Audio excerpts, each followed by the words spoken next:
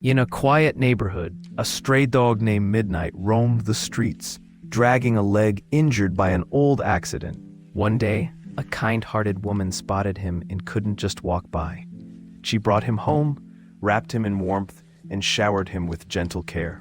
Day by day, Midnight began to trust again, learning to wag his tail and even play with toys, revealing a spirited personality hidden beneath the sadness. The journey wasn't easy, but his resilience inspired everyone around him to believe in second chances. Share your thoughts on how love can heal even the deepest wounds, and don't forget to like and follow for more heartwarming stories.